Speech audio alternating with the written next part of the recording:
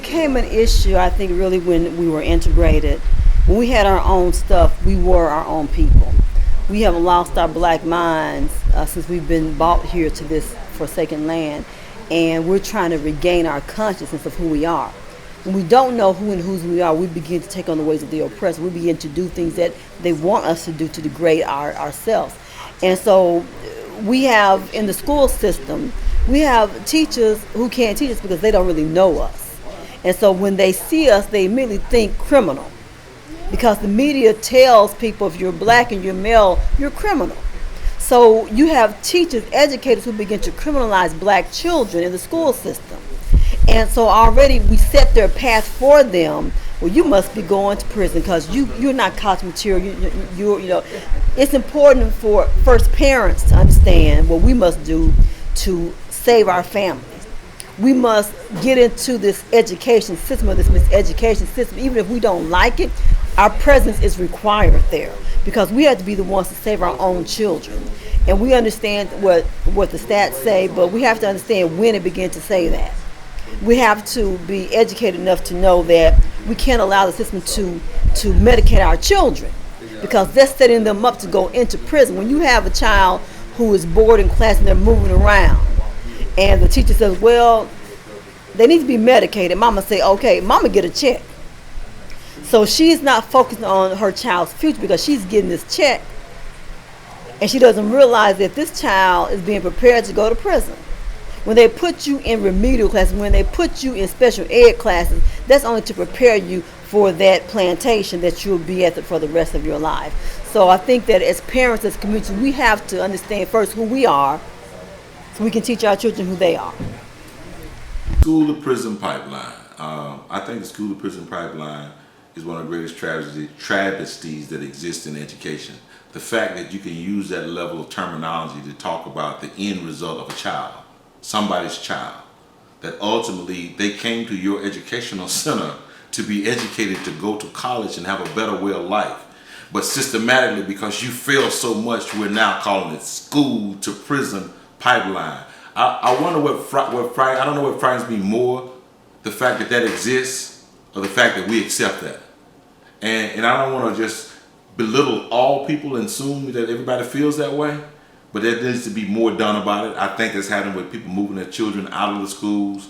But what would we expect if you start to think about the fact that the narrative was changed from revolution to integration, and the very people who spit upon us and hated us now are educating our children. And the end result is there's a secondary plantation that they call a prison, and now they're sending it to you. That's my take on that school to prison pipeline. School to prison pipeline.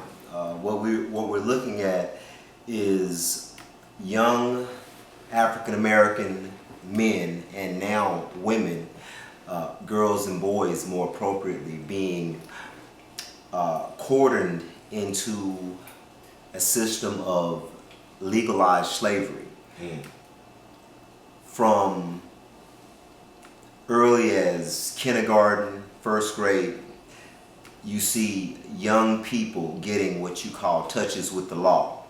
In other words, a young child who may be unruly in class for whatever reason, this child, if he has a disciplinary problem, then sometimes you see this disciplinary action taken against him escalate to a level where the law is involved, and that becomes a touch with the law. As this child progresses or this child matriculates, you see later in the stages of his matriculation, maybe it started in the first grade, third grade, seventh grade, 10th grade, and you also see the system moving toward uniformity, the uniforms, the bells that are ringing, all of these things you will find in prison. So they're being conditioned to go to become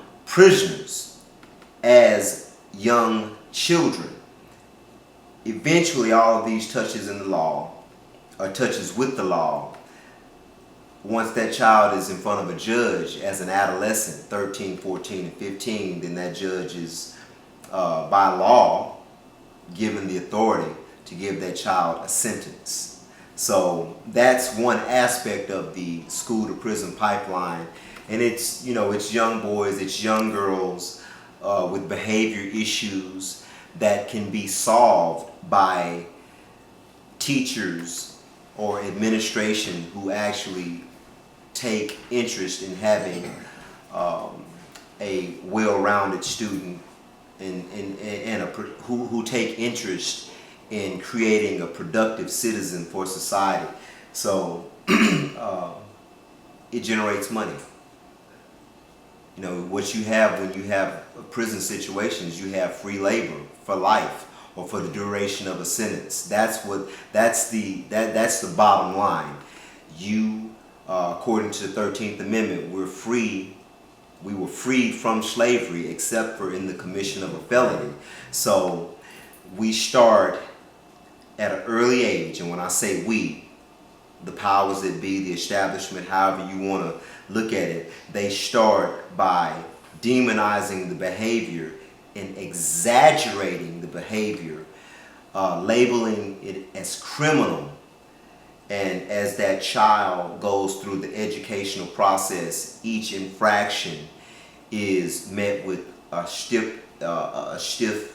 stiffer penalty, a stiff penalty, and eventually that child winds up in front of a judge, and at some point even the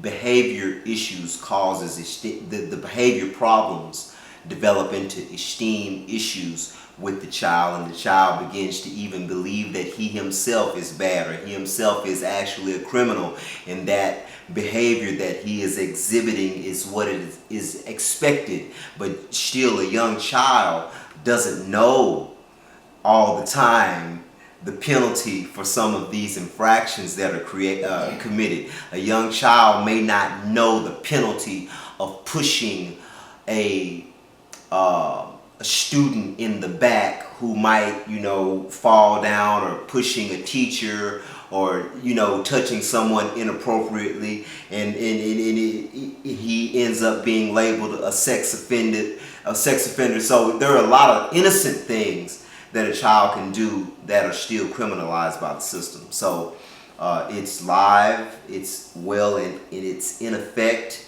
and it is a travesty of justice. It is a travesty of liberty, democracy.